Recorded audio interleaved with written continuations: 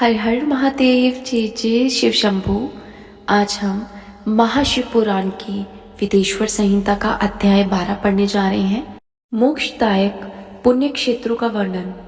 सूत जी बोले, हित विद्वान और बुद्धिमान महापुरुषों, मैं मोक्ष देने वाले शिव क्षेत्रों का वर्णन कर रहा हूँ। पर्वत, वन और काननों सहित इस पृथ्वी का विस्तार 50 करोड़ योजन है। भगवान शिव की इच्छा से पृथ्वी ने सभी को धारण किया है। भगवान शिव ने भूतल पर विभिन्न स्थानों पर वहां के प्राणियों को मोक्ष प्रदान करने के लिए शिव क्षेत्र का निर्माण किया है। कुछ क्षेत्रों को देवताओं और ऋषियों ने अपना निवास स्थान बनाया है, इसीलिए उसमें तीर्थ प्रकट हो गए हैं। बहुत से तीर्थ ऐसे हैं जो स्वयं प्रकट हुए हैं।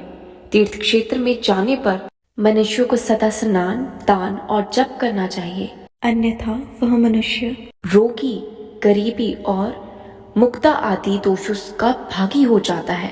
जो मनुष्य अपने देश में मृत्यु को प्राप्त होता है, वह इस पुण्य के फल को दोबारा मनुष्य योनि में प्राप्त करता है, परंतु पापी मनुष्य दुर्गति को ही प्राप्त करता है।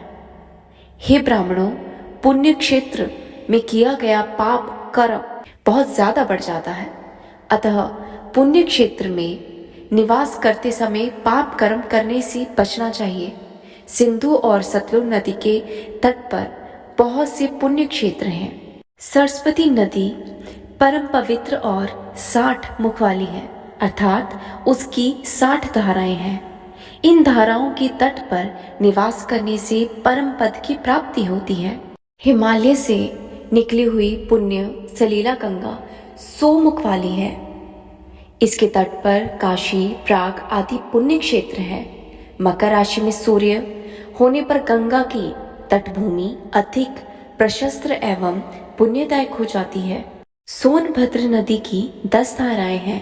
बृहस्पति के मकर राशि में आने पर यह अत्यंत पवित्र तथा अभीष्ट फल देने वाली है। इस समय यहाँ स्नान और उपवास करने से विनायक पद की प्राप्ति होती है।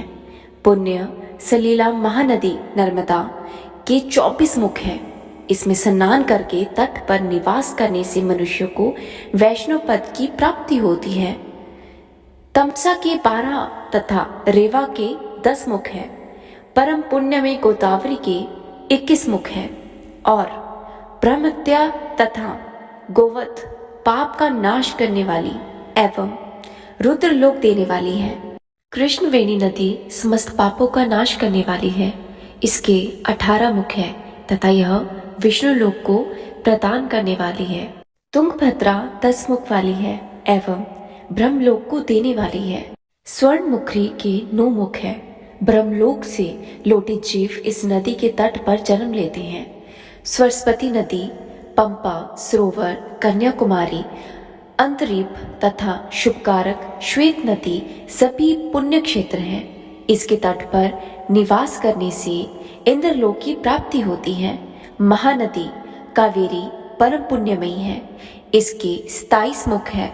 यह संपूर्ण अभीष्ट वस्तुओं को देने वाली है। इसके तट पर ब्रह्मा विष्णु का पद देने वाली है। कावेरी के जो तट शिव क्षेत्र के अंतर्गत है, वे अभीष्ट फल तथा शिवलोक को प्रदान करने वाले हैं। नेमिषारण तथा बद्रिकाश्रम में सूर्य और बृहस्पति के मेष राशि में आने पर स्नान और पूजन करने से ब्रह्मलोक की प्राप्ति होती है। सिंह और कर्क राशि में सूर्य की संक्रांति होने पर सिंधु नदी में किया गया स्नान तथा केदारनाथ तीर्थ के जल का पान एवं स्नान ज्ञानदायक माना जाता है।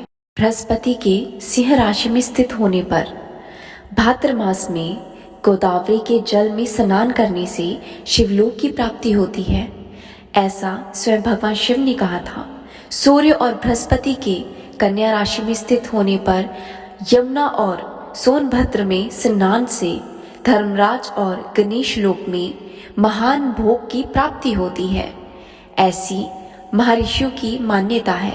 सूर्य और बृहस्पति के तुला राशि में होने पर कावेरी नदी में स्नान करने से भगवान विष्णु के वचन की महिमा से अभीष्ट फल की प्राप्ति होती है।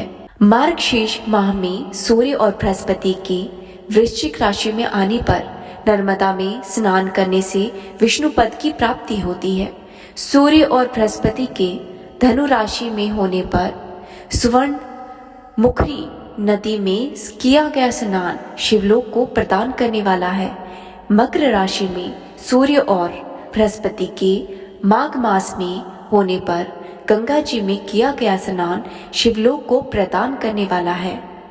शिवलोक के पश्चात ब्रह्मा और विष्णु के स्थानों में सुख भोग कर अंत में मनुष्य को ज्ञान की प्राप्ति होती है। माघ मास में सूर्य के कुंभ राशि में होने पर फाल्गुन मास में गंगा तट पर किया गया श्राद्ध, पिंडदान तथा तिलोकदान पिता और नाना दोनों कुलों के पितरों की अनेकों पीढ़ियों का उद्धार करने वाला है। गंगा व कावेरी नदी का आश्रय लेकर तीर्थवास करने से सारे पाप नष्ट हो जाते हैं। ताम्रपर्णी और वेगवती नदियां ब्रह्मलोक की प्राप्ति रूप फल देने वाली है। इनके तट पर स्वर्गदायक क्षेत्र हैं। इन नदियों के मध्य में बहुत से पुण्य क्षेत्र हैं। यहाँ निवास करने वाला मनुष्य अभीष्ट फल का भागी होता है। सदाचार, उत्तम वृत्ति तथा सद्भावना के साथ मन में दया भाव रखते हुए विद्वान पुरुष को तीर्थ में निवास करना चाहिए, अन्यथा उसे फल नहीं मिलता। पुण्य क्षेत्र में जीवन बिताने का निश्चय करने पर तथा वास रहने पर पहले का सारा पाप तत्काल ही नष्ट हो जाता है, क्योंकि पुण्य को ऐश्वर्यदायक कहा जाता है। हे ब्राह्मणों, तीर्थ में वास करने पर उत्पन्न पुण्य कायिक, वाचिक और मानसिक सभी पापों का नाश कर देता है। तीर्थ में किया मानसिक पाप कई कल्पों तक पीछा नहीं छोड़ता, यह केवल ध्यान से ही नष्ट होता है। वाचिक पाप जाप से तथा कायिक पाप शरीर को सुखाने जैसे कठोर तप से नष्ट होता है। अतः सुख चाहने वाले मनुष्य को देवताओं का पूजन करते हुए और ब्राह्मणों को दान देते हुए पाप से बचकर ही तीर्थ में निवास करना चाहिए। ये था महाशिव पुराण की विदेश्वर संहिता का अध्याय 12। मिलते हैं अगली वीडियो में, तब तक के लिए हर हर महादेव, जय जय शिव शंभू।